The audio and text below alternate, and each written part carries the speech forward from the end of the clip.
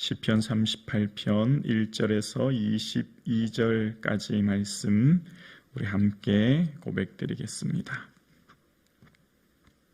함께요. 여호와여, 주의 노하심으로 나를 책망하지 마시고 주의 분노하심으로 나를 징계하지 마소서. 주의 화살이 나를 찌르고 주의 손이 나를 심히 누르시나이다.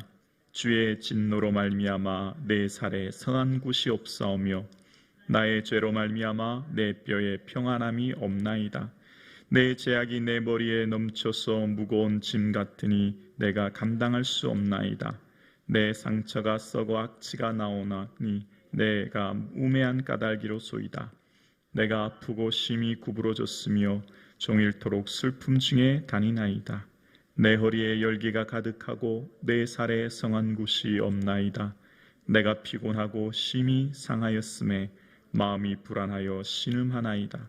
주여, 나의 모든 소원이 주 앞에 있사오니 나의 탄식이 주 앞에 감추이지 아니하나이다. 내 심장이 뛰고 내 기력이 쇠하여 나의 눈빛도 나를 떠났나이다. 내가 사랑하는 자와 내 친구들이 내 상처를 멀리하고 내 친척들도 멀리 섰나이다. 내 생명을 찾는 자가 올무를 놓고 나를 헤아리는 자가 괴악한 일을 말하며 종일토록 음모를 꾸미오나 나는 못 듣는 자같이 듣지 아니하고 말 못하는 자와 같이 입을 열지 아니하오니 나를 듣지 못하는 자 같아서 내 입에는 반박할 말이 없나이다. 여호와여, 내가 주를 바라사오니 내 주 하나님이여 내게 응답하시리이다. 내가 말하기를 두렵건대 그들이 나 때문에 기뻐하여 내가 실족할 때 나를 향하여 스스로 교만할까 하였나이다. 내가 넘어지게 되었고 나의 근심이 항상 내 앞에 있사오니 내 죄악을 아뢰고 내 죄를 슬퍼함이니이다. 내 원수가 활발하며 강하고 부당하게 나를 미워하는 자가 많으며 또 악으로 선을 대신하는 자들이 내가 선을 따른 것 때문에 나를 대적하나이다. 여호와여, 나를 버리지 마소서. 나의 하나님이여, 나를 멀리하지 마소서. 속히 나를 도우소서. 주 나의 구원이시여. 아멘. 얼마 남지 않은 이 한 해도 예배드림으로써 한 해를 잘 마무리하여 주의 은혜가 넘치는 삶 되기를 주님의 이름으로 축복합니다. 아멘. 오늘 시편에서 다윗은 인생의 큰 두 가지 문제를 만났음을 고백하게 되는데요.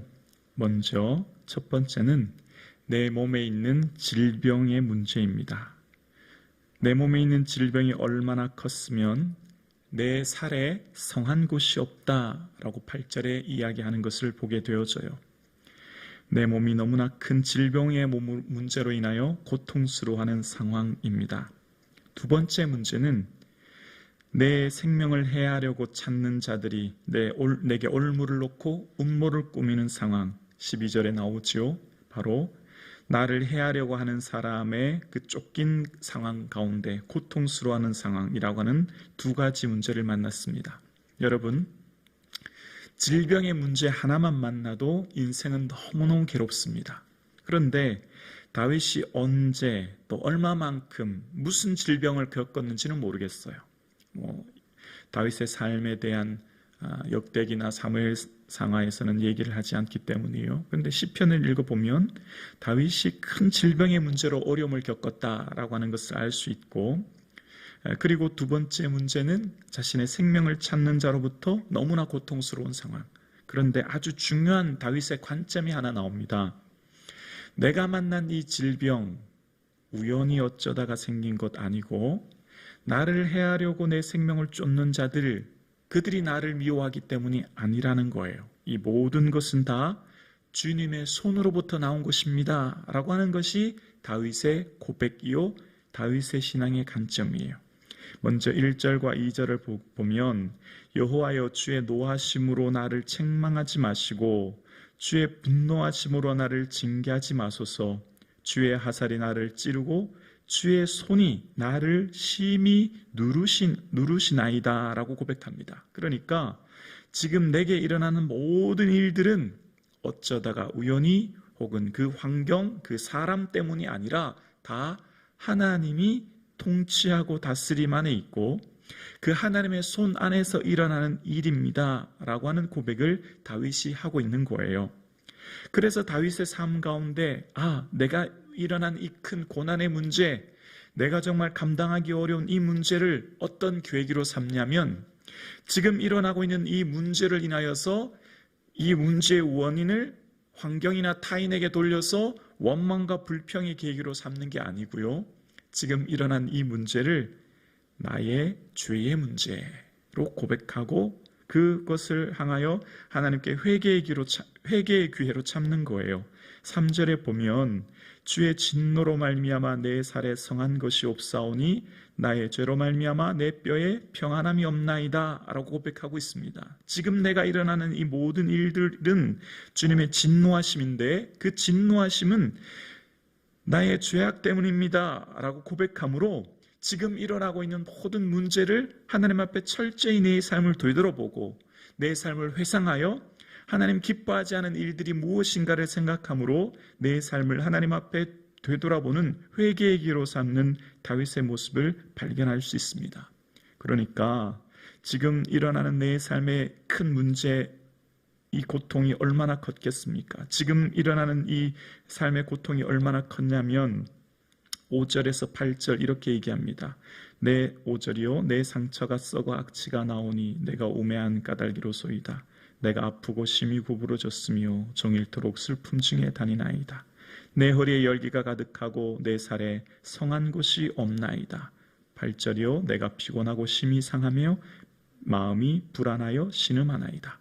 그래서 지금 이 시편 38편에 보면 대부분의 시편의 공통적인 특징은 서두에 전반부에 하나님을 향한 간구와 탄식이 나오고 시편 후반부에는 반드시 하나님을 찬양하고 높이는 게 나오는데 이 시편 38편은 아직까지 고통 가운데 있는 상황을 이야기합니다. 아직 응답이 없는 그 고통 때문에 마음이 불안하고 신음하는 상태를 이야기하고 있는 것을 보게 되십니다.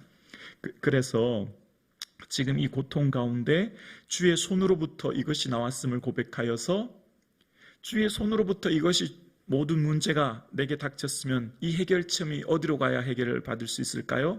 주의 앞으로 가야 되는 거죠. 그러니까 문제가 질병과 관계의 문제가 내게 생겼어요.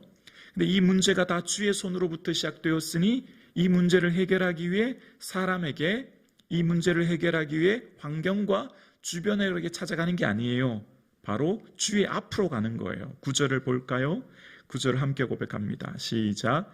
주여 나의 모든 소원이 주 앞에 있사오며 나의 탄식이 주의 앞에 감추이지 아니하나이다. 아멘.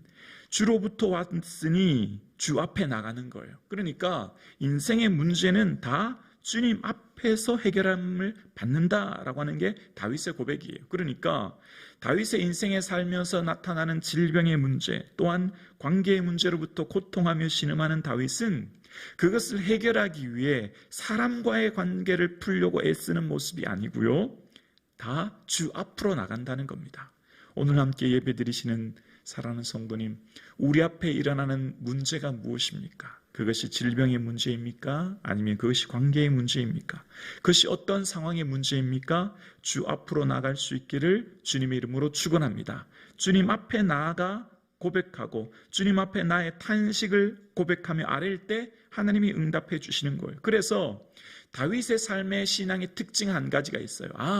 내게 일어나는 모든 일들은 다 하나님이 하신다는 것을 고백하기 때문에 사람에게 내가 문제를 예를 들어 내 억울함을 풀려고 해명을 하려고 하거나 내가 그 문제를 해결하려고 그 사람을 찾아가거나 하지 않습니다. 모든 문제는 다 하나님 앞에서 해결함 받아요. 그러니 당연히 사람 앞에서 하는 말을 나는 청각장애인처럼 말을 듣지 않고 언어장애인처럼 그 사람에게 말하지 않겠다는 말이 13절에 나와요. 14절에 보면 나는 못 듣는 자같이 듣지 아니하고 말 못하는 자와 같이 입을 열지 아니하오니 나는 듣지 못하는 자 같아서 내 입에는 반박할 말이 없나이다. 여러분 왜 할 말이 없겠어요? 12절에 내게 올무를 놓고 괴악한 일은 파멸의 길이거든요. 파멸의 일을 내 앞에 지금 놓는 음모를 꾸미는 사람들 앞에 내가 얼마나 억울해요. 다윗의 삶 가운데 얼마나 억울해서 이 광야의 삶을 살겠어요. 할 말이 얼마나 많겠어요. 그러나 반박할 말이 없다는 거예요. 사람에게는 할 말이 없다는 거예요. 사람의 말 듣지도 않을 것이고, 여러분, 우리가 왜 고통스럽죠? 누군가 내게 하는 말이요, 자꾸 묵상이 돼요. 자꾸 생각이 나요. 잊어먹으려고 해도 잊어지지가 않아요. 그 사람 했던 말이 자꾸 묵상이 되고 생각이 나니까 너무 속상하고 잠이 오지 않고 너무 고통스럽지요. 그런데 그거 듣지 않겠다는 거예요. 그냥 잊어버리겠다는 거예요. 그리고 내가 누군가의 내 억울함, 내 고통을 다른 주변의 사람에게 하소연하고 싶은 게 일반적인 일이지 않습니까? 입을 열지 않겠다는 겁니다. 반박하지 않겠다는 거예요.